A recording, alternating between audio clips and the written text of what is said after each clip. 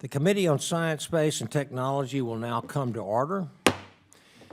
Without objection, the chair is authorized to declare recesses of the committee at any time.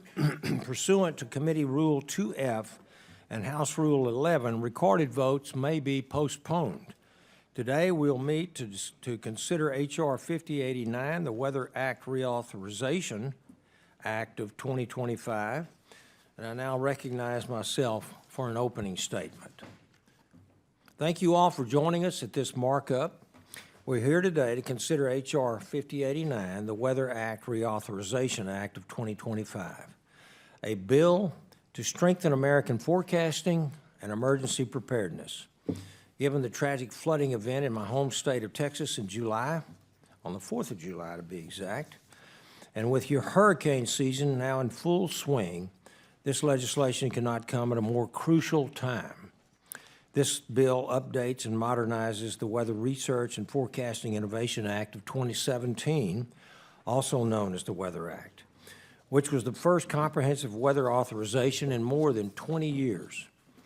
There have been extensive discussions regarding this legislation across the aisle and between the chambers. After reflecting on those conversations, we are now considering H.R. 5089, a bill built on the strong foundation of the measure that passed the House with overwhelming support last Congress. By taking up this proven framework, we are establishing a clear and united House position heading into potential negotiations with the United States Senate. I look forward to working with Senator Cruz to ensure that Texans and all Americans are best prepared for severe weather events. Since 2023, this committee has held multiple hearings on the Weather Act of 2017 to evaluate what worked well and identify areas for improvement. We have heard some tremendous success stories thanks to the Weather Act of 2017. Hurricane track predictions have advanced by more than 10%, and tornado warning lead times have increased by over 10 minutes. In July, National Weather Service provided a 201-minute lead time for Kerr County, Texas, warning of the imminent flash flooding on the Guadalupe River. Yet, despite that warning, many precious lives were tragically lost, including 27 campers and counselors at Camp Mystic. This heartbreaking event underscores the urgent need to strengthen the connection between forecasts and the timely flow of information to the public. Today's bill equips NOAA with the tools needed to carry out its vital mission of protecting lives and property by bolstering our emergency preparedness. It does so in two key ways. First, by improving our ability to forecast severe weather, and second, by enhancing how quickly and effectively that we can communicate when emergencies are approaching. Every citizen should understand that an EF3 tornado warning entails the severity of a flash flood warning, and most importantly, how to respond appropriately. Excellence in weather forecasting also carries real economic benefits. Accurate forecasts support better crop production, guide the safest and most fuel-efficient flight paths, and provide reliable outlooks for critical points of commerce like Port Houston. Additionally, we learned about the value of granting NOAA greater access to commercial weather data generated by both direct measurements and space-based remote sensing instruments on commercial satellites. This novel approach to obtaining significantly more data was established as a pilot program, enabling NOAA to cautiously test a new direction without wasting taxpayer money.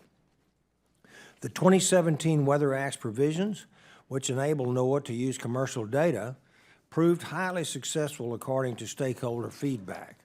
This legislation builds on that success by broadening NOAA's authority to harness new and innovative technologies that provide more data sources than ever before. Discussions emphasized the need to address evolving challenges like flash flooding, atmospheric rivers, storm surges, and aviation weather. Together, these provisions put NOAA on the strongest path toward a new golden age of science and toward fulfilling its most important mission, and that is to protect life and property. They also strengthen America's global competitiveness and forecasting accuracy and effectiveness. I want to thank former Chairman Lucas and Ranking Member Lofgren for their hard work on this legislation. This is a fiscally responsible bill that prioritizes weather forecasting, and I look forward to moving it through Congress and seeing it signed into law by President Trump.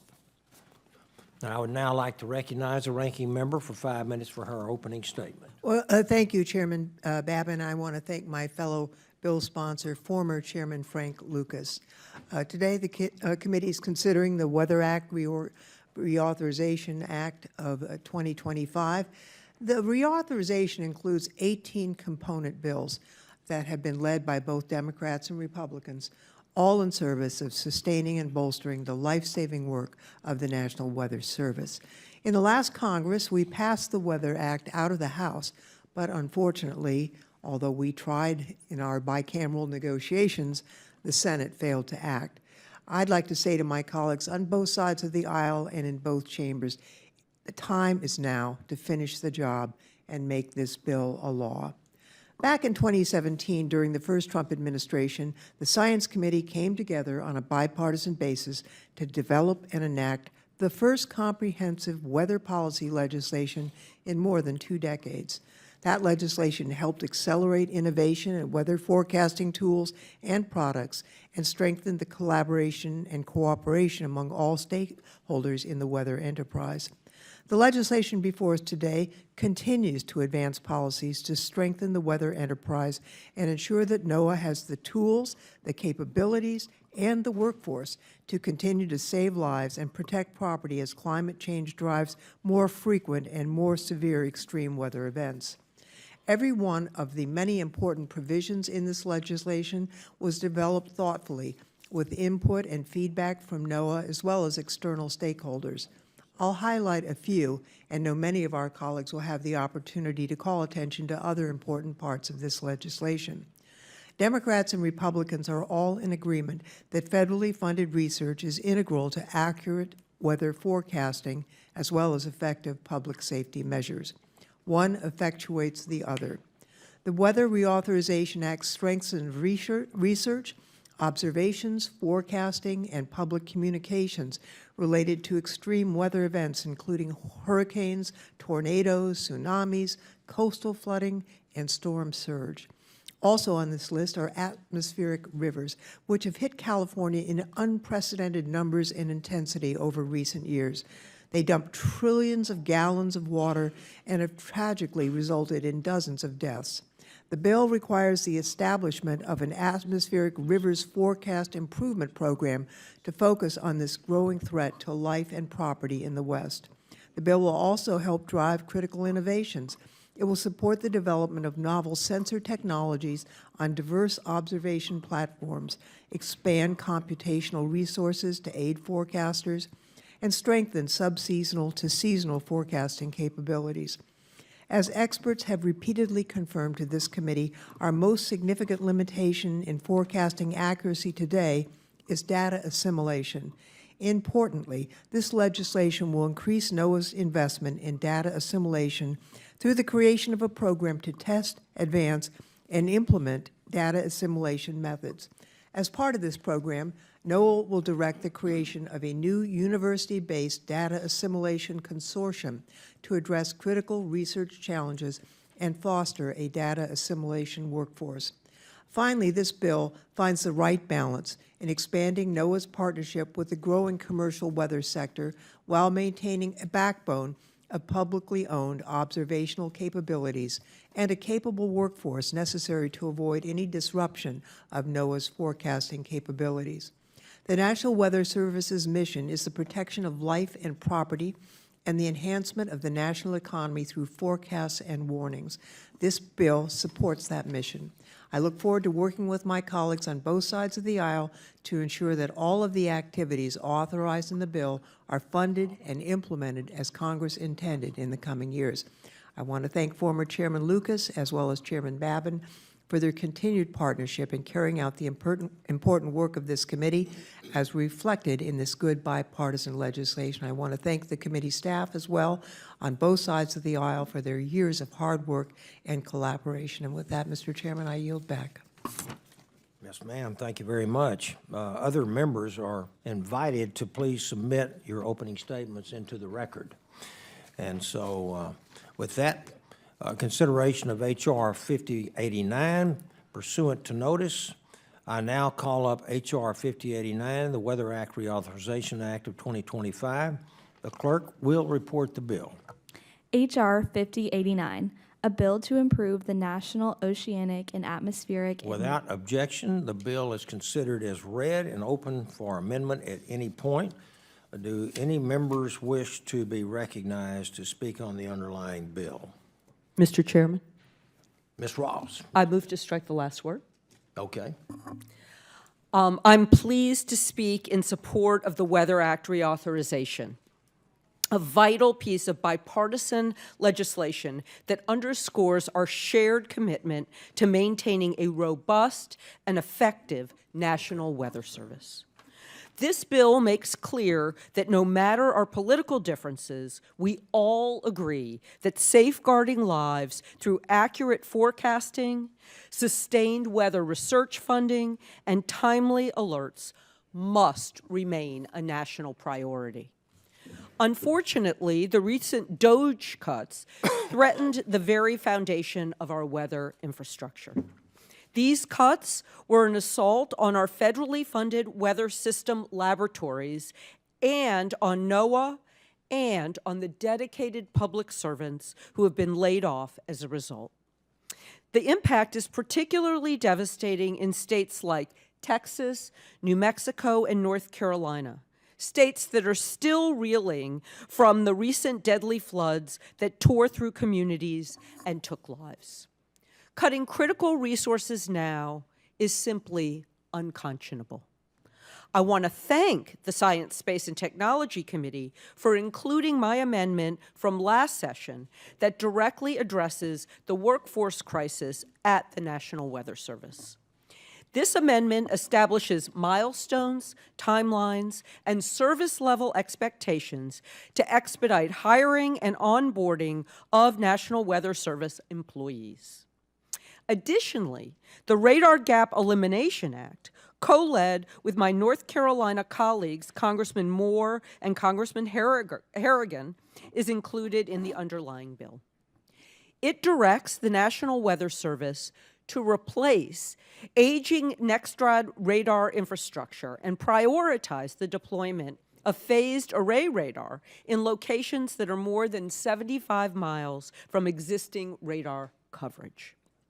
Finally, I thank the committee for including my bill with Congressman Weber, the Precipitation Forecast Improvement Program Act, which was adopted last Congress as an amendment from my former North Carolina colleague, Congressman Jeff Jackson.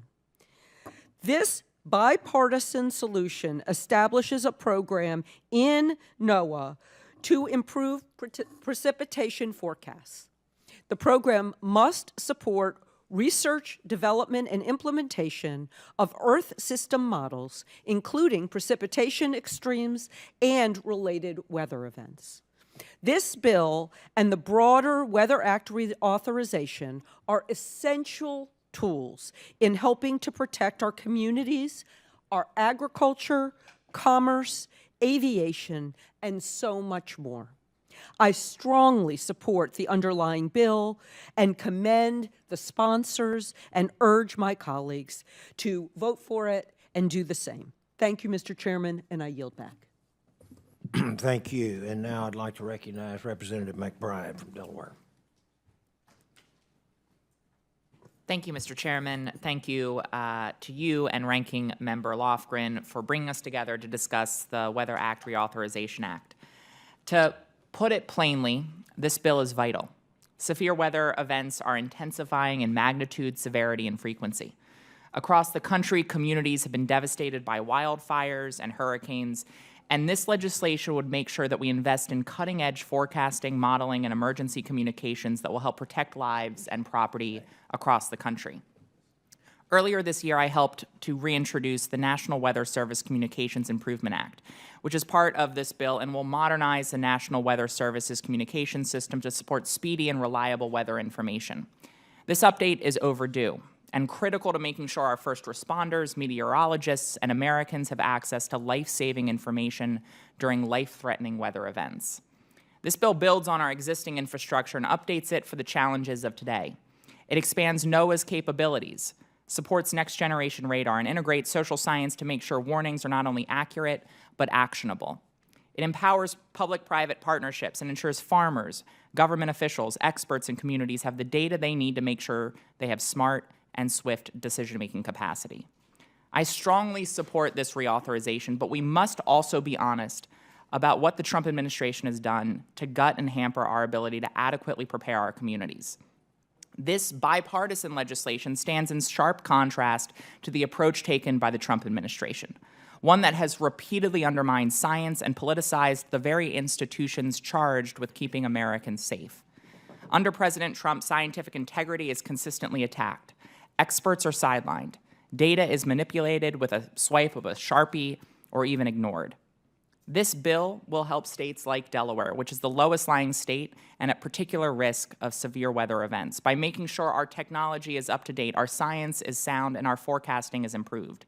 It says clearly, we value science, we believe in facts, and we will invest in the tools and people who keep our communities safe.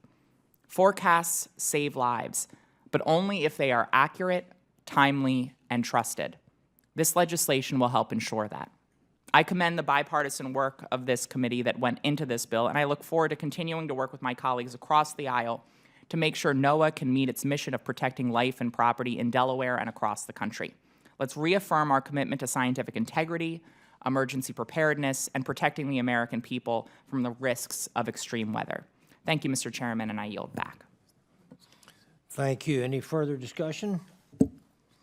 Representative Fushi. Thank you, Mr. You're Chairman. recognized. I would first like to begin by commending my colleague, Congressman Miller, for his continued partnership and leadership in co-authoring H.R. 4141, Advanced Weather Model Computing Development Act, included in Section 108 of the Bipartisan Weather Act Reauthorization Act of 2025. This bipartisan common sense legislation seeks to ensure America's global leadership in the 21st century weather forecasting while simultaneously strengthening our emergency preparedness. It is no secret that the acceleration in climate change increasingly poses challenges to our communities, threatening the safety, security, and property of everyday Americans. And we are no stranger to this in my home state of North Carolina, as you just heard from my colleague, where disasters have repeatedly ravaged entire communities, leaving our cities and homes vulnerable to damage and destruction. As members of Congress, it is imperative that we properly equip our communities, first responders, and essential agencies with the necessary resources, safeguards, and technology to protect ourselves from environmental harm. I have witnessed firsthand the devastating effects of severe weather impacts in our neighborhoods. During August, I toured the aftermath of the Hillsborough Water Treatment Plant in Orange County, damaged by Tropical Storm Chantal. The widespread losses proved costly, both to our infrastructure as well as the livelihoods of our residents. This is just one example that further demonstrates the necessity for critical research, advanced weather forecasting programs, granular data acquisition, and better emergency communication efforts. In collaboration with the DOE, this bill will leverage emerging technologies, including artificial intelligence at NOAA, to improve weather model accuracy, expand cutting-edge research centers and programs, and establish sustainable initiatives for better emergency reporting and readiness. With this legislation, we can ensure our position at the forefront of weather and climate prediction and mitigation. Thank you again to Congressman Miller for your leadership on this bill. I am proud to join him in introducing the Advanced Weather Model Computing Development Act, which unanimously passed the House last Congress and has earned strong bipartisan support. I urge my fellow representatives to vote yes on the Bipartisan Weather Act, and I look forward to working on our continuing efforts towards innovative weather research and forecasting. Thank you, Mr. Chairman, and I yield back. Yes, ma'am, thank you. Is there any further discussion? Anybody? Hearing none, if there's no further discussion on the underlying bill, we will proceed with amendments in the order that they are listed on the roster. The first amendment on the roster is the amendment offered by Representative Fushi of North Carolina on behalf of Representative Stevens of Michigan. The clerk shall report the Stevens Amendment 088. Amendment to H.R. 5089, offered by Ms. Stevens of Michigan. Without objection, the amendment is considered as read. I recognize Representative Fushi of North Carolina for 5 minutes to explain the amendment. Thank you, Mr. Chairman. I am pleased to offer this amendment today on behalf of my good friend and colleague, Congresswoman Haley Stevens. Changing climate patterns are making tornadoes more frequent, more severe, more common at night, and increasingly outside the traditional tornado alley, yet NOAA still struggles to fully understand the science behind these changes and what emergency responders need to keep our communities safe. The Congresswoman's amendment advances our understanding of tornado formation and helps ensure we are taking the right steps to protect lives and property from emerging threats. Specifically, this amendment incorporates Congresswoman Stevens' Twister Act to expand and modernize NOAA's tornado research program with a focus on fast-moving systems, tornadoes forming outside traditional zones, and nighttime tornadoes. I urge my colleagues to support this common sense amendment, and I yield back. I support the amendment, Mr. Chairman. Okay. Is there further discussion on the amendment? Ms. O? I support the amendment. Okay. Thank you very much. If there's no further discussion on the amendment, the question is on adoption of Stevens Amendment 088. All those in favor say aye. Aye. Aye. Those opposed say no. In the opinion of the chair, the ayes have it. The amendment is adopted. Okay. The next amendment on the roster is the amendment offered by Ranking Member Lofgren. Clerk shall report Lofgren Amendment number 9.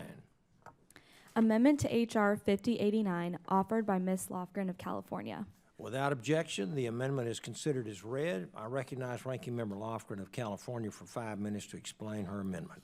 Mr. Chairman, we all know the importance of having reliable and high-quality weather forecasts. NOAA's weather satellites collect observations and data that underpin our National Weather Service forecasts and warnings that enable the agency to meet its mission to protect lives and property. This is an important federal function that we need to preserve, and the Weather Act we are marking up today ensures that the American people will continue to benefit from the reliability and assurance of NOAA's federal weather satellite system. Another important federal agency, NASA, plays a valuable role in managing the acquisition of these systems for NOAA. Some of us remember the NPOIS debacle, which showed us the need for clear roles and responsibilities. That program's failure is what led to the current partnership between NOAA and NASA and underscores the importance of maintaining their successful partnership. This amendment directs NOAA to continue leveraging NASA's expertise in the acquisition of current and future environmental satellites. The amendment also outlines NOAA's ongoing responsibilities to ensure its forecasts, warnings, and information remain reliable and authoritative.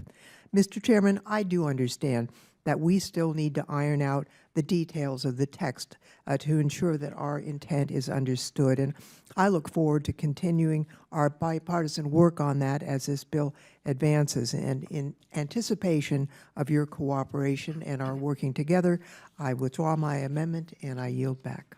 Thank you, and you have my word. We will work together on this. The amendment is now withdrawn. The next amendment on the roster is the amendment offered by Representative Herrian of North Carolina. The clerk shall report Herrian Amendment 036. Amendment to H.R. 5089, offered by Mr. Herrian of North Carolina. Without objection, the amendment is considered as read. I recognize Representative Herrian of North Carolina for 5 minutes to explain his amendment. Thank you, Mr. Chairman, and good morning to all of my colleagues. The purpose of my amendment is to prevent NOAA from acquiring drones manufactured by foreign adversaries for their research purposes and to submit a report within 1 year detailing how they will comply with this prohibition. I'd like to give you just a little bit of background on this. Currently, right now, NOAA purchases most of its drones from a company called DJI. They are wholly owned by the Chinese Communist Party. And as we know, and as this committee has done very, very good work on a bipartisan basis this year, we have exposed where China has acted averse to our interests throughout our entire research university apparatus as well as our national laboratories. And I think it's foolish of us to think that China is only building out its drone manufacturing capabilities for purely commercial purposes. DJI is the #1 supplier of drones to NOAA according to their fiscal year 2023 Uncrewed Aircraft Systems report. And in this same report, NOAA mentions its use of drones designed and manufactured from German and American suppliers.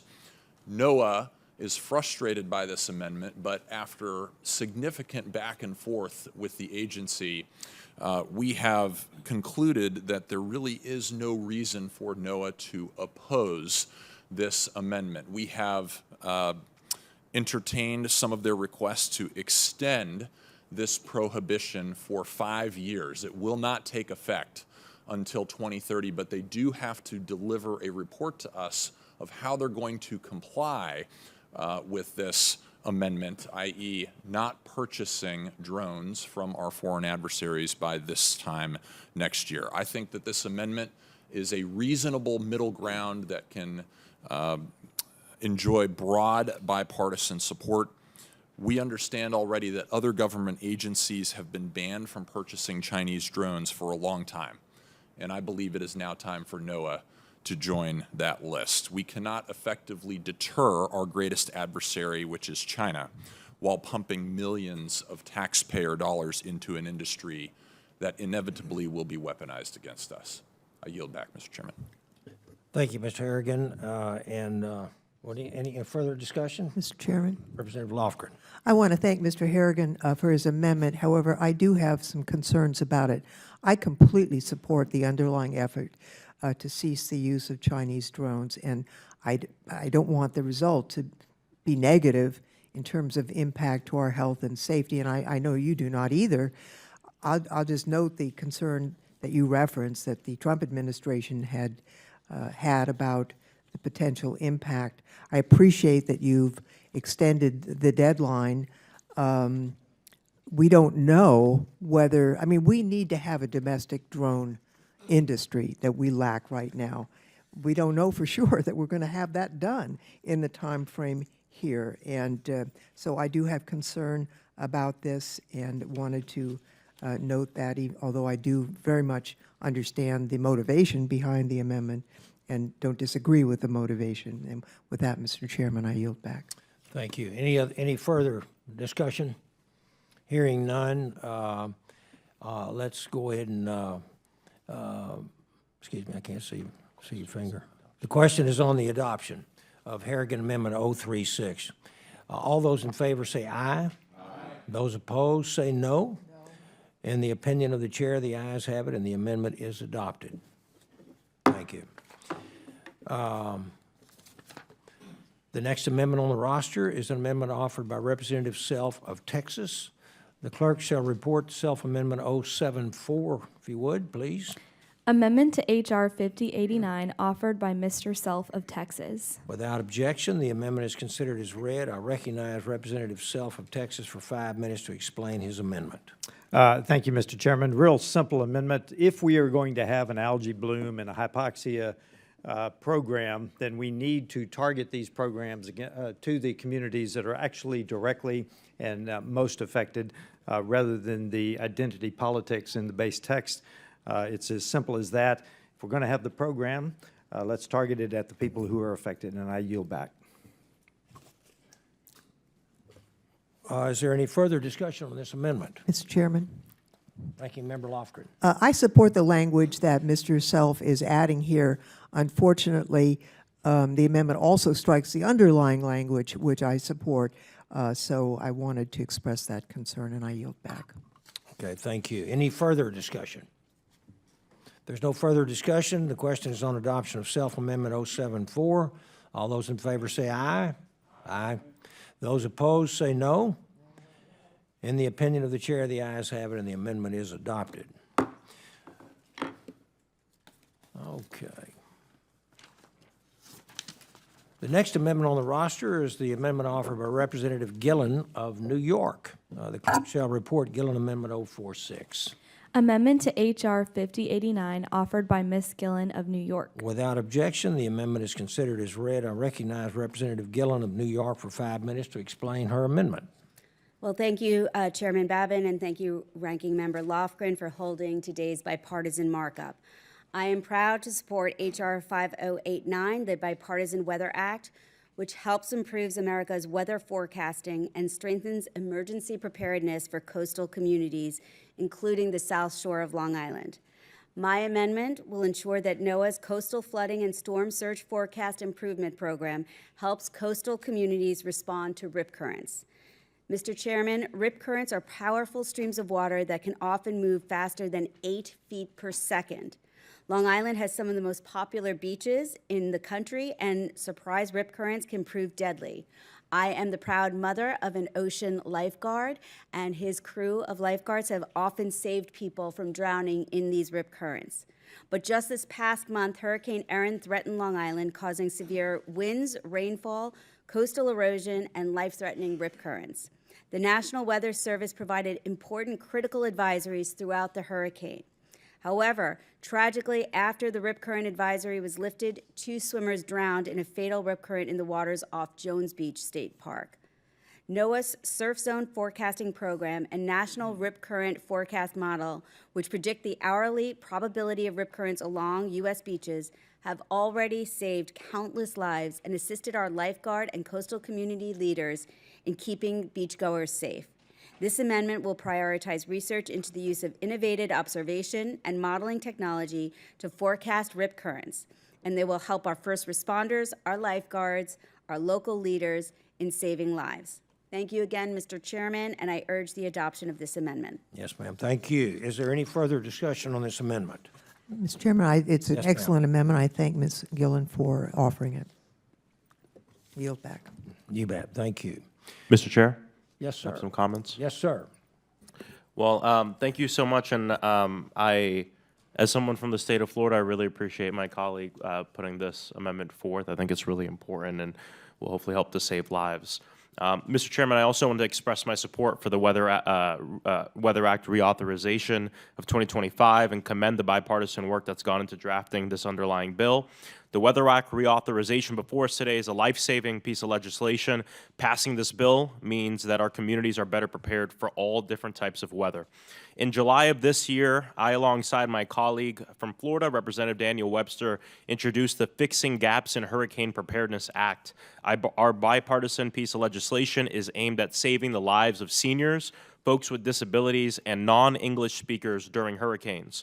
It instructs NOAA to evaluate people's level of preparedness in hurricane-prone areas, better understand how certain at-risk populations receive, interpret, and react to emergency notifications, and finally examines the unique risks to areas with large senior populations, including retirement communities before, during, and after a hurricane. This bill was inspired by the devastating national data and conversations with Central Floridians. They spoke of living in neighborhoods that quickly flood, confusing messaging from the media, and alerts that are usually in just English or Spanish, fears of being stranded because they're unable to drive, or not knowing what is more dangerous, a potentially inaccessible shelter or being trapped at home. While inspired by the needs of our constituents, our bill would help folks far beyond Florida as well. Hurricanes and tropical storms impact the entire Gulf and East Coast, make up 18 of our most populous states. California also faced a hurricane this year. Tropical systems can still kill as they move inland, and rain from tropical storms have killed dozens in Tennessee, West Virginia, and Pennsylvania. When these storms come, people with disabilities must undergo evacuations at far greater rates than others, yet folks told me they feel like an afterthought when it comes to accommodations. High heat, humidity, worsening conditions like multiple sclerosis and cerebral palsy really make it so that way people with disabilities have a hard time evacuating during these storms. For seniors and those with disabilities, being stuck without electricity can mean death. Seniors are far much more likely to die during a hurricane as well. In fact, 2/3 or most of the fatalities during Hurricane Katrina in 2005, Hurricane Florence in 2018, and Hurricane Ian just a few years ago were over the age of 60 years old. The research and evaluation this amendment requires will save lives, reduce fear, and help our constituents, first responders, and medical professionals better prepare for hurricanes. I'm pleased to see that the provisions of this bill have been incorporated into the underlying text of the long overdue Weather Act, and I ask my colleagues to support this bipartisan piece of legislation. Thank you, and I yield back. Okay, thank you. Is there any further discussion on the amendment, please? Hearing none, the question is on the adoption of Gillan Amendment 046. All those in favor say aye. Aye. All opposed say no. In the opinion of the chair, the ayes have it, and the amendment is adopted. The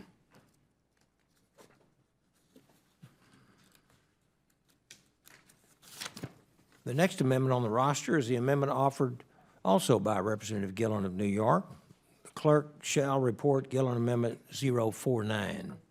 Amendment to H.R. 5089 offered by Ms. Gillan of New York. Without objection, the amendment is considered as read. I recognize Representative Gillan of New York for 5 minutes to explain her amendment. Well, thank you again, Mr. Chairman. Many Americans may not realize that one of the reasons our airspace is safe is because of the work of the dedicated and talented aviation meteorologists with the National Weather Service. These National Weather Service meteorologists, known as Center Weather Service Units, are on hand to provide decision support services to the FAA for any weather event that may impact air traffic operations and flight safety.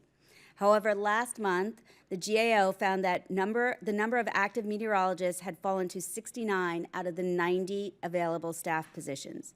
Mr. Chairman, it is imperative that this committee work on a bipartisan basis to ensure that aviation meteorologists have the support that they need to keep America's air travelers safe. My amendment would ensure that in future staffing agreements between the NWS and the FAA, each of the Central Weather Service units is adequately staffed based on guidance provided by the director of the NWS. Mr. Chairman, my district on Long Island is home to the New York airspace, one of the busiest in our country. I am committed to working on a bipartisan basis to modernize our air traffic system and keep our passengers safe. This amendment is crucial to prevent delays and ensures our country's travelers are safe and on time. Mr. Chairman, I'd like to thank you again for holding this bipartisan markup, and I urge all members of this committee to support the adoption of this amendment and passage of the underlying bill. Thank you. Thank you. Is there further discussion on the amendment? Mr. Chairman, I would just like to thank Ms. Gillan for this amendment. For those of us in Congress who fly across the country twice a week, we're hoping that the weather events that might endanger the flights are in fact dealt with adequately, and this is an important amendment. I yield back. Okay, thank you. Any further discussion? Yes, sir. Mr. Chairman, I would like to support the amendment as well. My constituents in California's 27th District understand this new extreme weather threat all too well. Wildfires, heat waves, atmospheric river events, they shape the daily experiences of residents across the San Fernando, Santa Clarita, and Antelope Valley. But they don't have to. With sufficient prediction, research, and response investments, we can mitigate the effects of extreme weather. This amendment and this bill would do exactly that. It's a clear example of the type of legislation I came to Congress to advance and that I'm proud to be a co-sponsor of today. So thank you so much, and I yield back. Thank you, Mr. Whitesides. Any further discussion on this amendment? Hearing none, the question is on adoption of Gillan Amendment 049. All those in favor say aye. Aye. All those opposed say no. The ayes have it, and the amendment is adopted. The next amendment on the roster is the amendment offered by Representative Bonamichi of Oregon. The clerk shall report the Bonamichi Amendment 047. Amendment to H.R. 5089 offered by Ms. Bonamichi of Oregon. The amendment is considered as read. Mr. Chairman, I reserve a point of order against the amendment. Okay, a point of order has been reserved, and I now recognize Ranking Member Lofgren to speak, 5 minutes to explain this amendment. Thank you, Mr. Chairman. Ms. Bonamichi is in a competing markup in the Education Committee, so I am offering this amendment in her behalf. For many of her constituents, extreme weather directly affects their safety, livelihoods, and communities. Northwest Oregon usually sees summer highs in the 80s. It's a temperate climate. The Columbia River and Pacific Ocean help keep it temperate. However, in 2021, Northwest Oregon experienced temperatures reaching 116 degrees.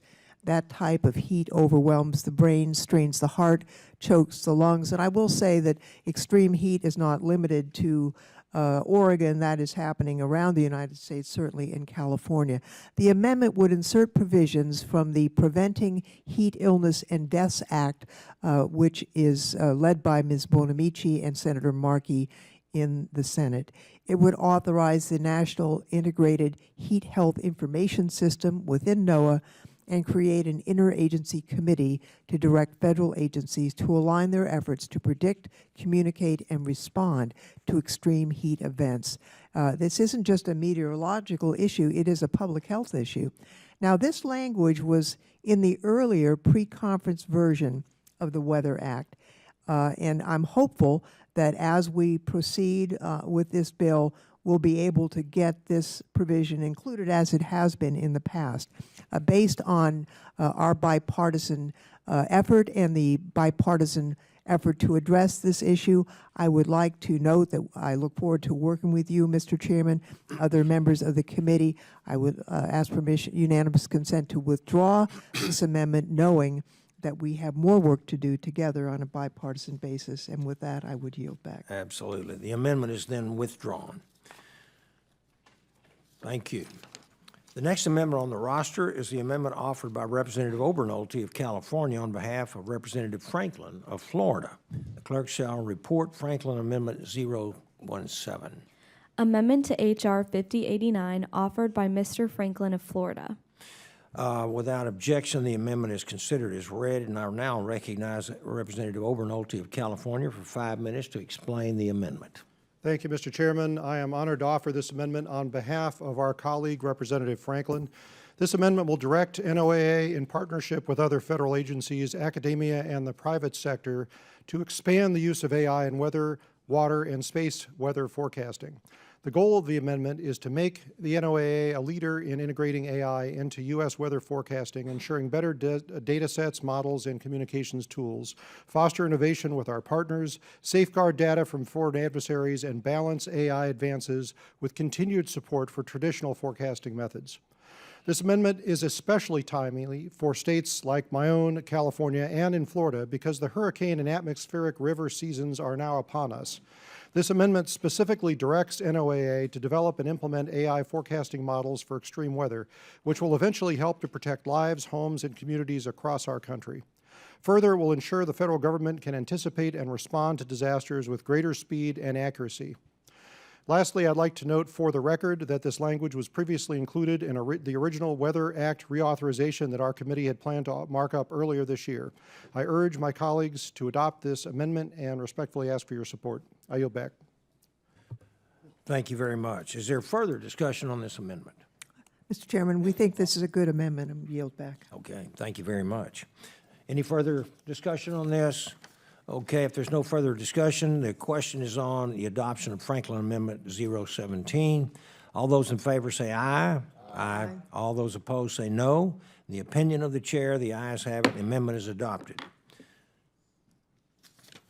The next amendment on the roster is the amendment offered by Representative Amo of Rhode Island. The clerk shall report Amo Amendment 043. Amendment to H.R. 5089, offered by Mr. Amo of Rhode Island. Without objection, the amendment is considered as read. I recognize Representative Amo of Rhode Island for 5 minutes to explain his amendment. Thank you very much, Mr. Chairman, and thank you, Ranking Member Lofgren. Reliable and publicly accessible ocean data forms the foundation of the extreme weather warnings and climate projections the American people need to protect their lives, livelihoods, and property. Our ocean data forms the bedrock of countless private businesses, from insurance to energy to tourism to shipping. Our government has long supported ocean observation networks. The data we produce is a vital part of our weather forecasting ecosystem. Without this reliable and public data infrastructure, the foundation will crumble. Lives will be lost, extreme weather warnings will go unsent, and coastal states like Rhode Island will be unprepared. Communities will be crushed, and businesses will struggle. That's why I'm offering a simple amendment to direct the Commerce Department to brief Congress on the status of our ocean observation networks and programs, identify gaps, and create a plan to address them. Protecting the integrity of our ocean observation networks protects the integrity of our ocean data, which improves the accuracy of our weather forecasting models. It's a win, win, win. I urge you to support my common sense amendment. I yield back. Thank you very much. Any further discussion? Hearing none, the question now is on the adoption of AMO Amendment 043. All those in favor say aye. Aye. Those opposed say no. In the opinion of the chair, the ayes have it, and the amendment is adopted. The last amendment on the roster is the amendment offered by the chair. The clerk shall report Babin Amendment 17. Amendment to H.R. 5089 offered by Mr. Babin of Texas. Without objection, the amendment is considered as read, and I recognize myself for 5 minutes to explain the amendment. I'm pleased to offer this amendment, legislation that the ranking member and I introduced earlier this Congress, titled the Fog Observations and Geographic Forecasting Act. Last February, the Port of Houston, which I represent, experienced significant traffic disruptions in and out of the port on 14 separate days due to fog. The weather conditions reduced visibility to such an extent that one of America's busiest ports was brought to a complete standstill. This disruption hindered shipments, choked supply chains, and cost our economy billions of dollars. Year after year, fog-related closures cause ripple effects across our supply chain, delaying goods, driving up costs, and weakening our economic resilience. This amendment directs NOAA to conduct a targeted project to strengthen forecasts of coastal marine fog. This will safeguard both lives and livelihoods by enhancing vessel safety and mitigating the economic effects of coastal marine fog events in 5 critical ways. Number one, it increases the number of marine-based observations through both existing government instruments and commercially obtained data. Number two, advances the geographic coverage and accuracy of marine fog modeling. 3, improves the communication of marine fog advisories by NOAA. 4, better conveys the risks posed by hazardous marine fog events. And last, 5, provides decision support services for risk managers and for port operators. The bill also requires the NOAA administrator to develop a plan that outlines specific research, development, and technology transfer activities, as well as the necessary resources and timelines. The Fog Forecasting Act emphasizes the need for a targeted response to the challenges posed by coastal marine fog. It conveys Congress's intention that a dedicated effort to enhance fog forecasting is not only desirable but also highly beneficial for the operations of our nation's ports. I encourage my colleagues to support this effective, focused solution that prioritizes safety, economic strength, and common sense. And I will yield back. Is there any further discussion on this Mr. Chairman? Yes, ma'am. I want to thank you for this amendment. Fog is one of the most difficult weather phenomena to forecast, and this amendment will, in fact, strengthen our ability to accurately predict fog formation. I was happy to co-sponsor your bill, Mr. Chairman, and I'm glad to see it incorporated in this overarching bill, and I urge my colleagues to support the amendment. I thank you and yield back. And I thank you for your co-sponsorship as well, Ms. Lofgren. Any further discussion on this amendment? Hearing none, the question is on the adoption of Babin Amendment 017. All those in favor say aye. Aye. All those opposed say no. In the opinion of the chair, the ayes have it, and the amendment is adopted. Okay. There were no other amendments pre-filed for this bill. Are there any further amendments? Hearing none, Mr. Chairman, Yes, sir. right here. Yeah, Mr. Webster. Thank you. I would assume if this bill passes and goes to the House and passes, Senate goes to the President, one of the President's major policies in here is overlooked. So I see the Gulf of Mexico is listed here several times, and it's not the Gulf of Mexico, it's the Gulf of America. And I'm just wondering if we should change that. Mr. Chairman, I move that we rename it the Gulf of Texas. I'm just saying. I think there is a problem, if I'm not mistaken, that this is not in the jurisdiction of this committee. I think it's under the jurisdiction of someone else. Well, the language that I was looking at, Gulf of Mexico was stricken from the bill and then added back in. And so we're making a mistake, I think, and not doing something about it. I would have to. Mr. Chairman? I was told about this yesterday, Mr. Webster, and I'm with you. You know, I think it's the name change to the Gulf of America is a proper thing to do, but the problem is this is under the jurisdiction of the Natural Resources Committee. That's what I was told. But we did touch the language. And so that wasn't, nobody said anything about that amendment. There was in this bill, there's a striking of the Atlantic Ocean, including Caribbean and the Gulf of Mexico are all determined, quote. And then we insert back some other names, including the Gulf of Mexico. It's also my understanding that in this particular bill, it was not changed either way. Chairman, may I be recognized? Yes. Sorry. Mr. Max. Thank you, sir. Thank you, Chairman. It's my understanding, we all agree with you that at least, here that it should be Gulf of America, but the legislation is pending right now, and it hasn't had the president's wet ink on it. The executive branch can call it whatever they would like, right? And they have the ability to do so by the executive order that he has signed, but the president has not signed the actual piece of legislation by Ms. Green that changed the name officially from the Gulf of Mexico to the Gulf of America. Once that signature is wet and once that is done, then we will have the jurisdiction on this committee to move forward calling it the Gulf of America. That's the big hang-up, and I know it's frustrating, and I had to get the education behind it too, but we're kind of locked into where we are. So I yield back, Chairman. That was my understanding as well. Thank you, Mr. Miller. Let's see. Okay, a reporting quorum being present, I move that the committee report H.R. 5089, the Weather Act Reauthorization Act of 2025, is amended to the House with the recommendation that the bill be favorably approved. The question is on favorably reporting H.R. 5089 is amended to the House. All those in favor say aye. Aye. Those opposed say nay.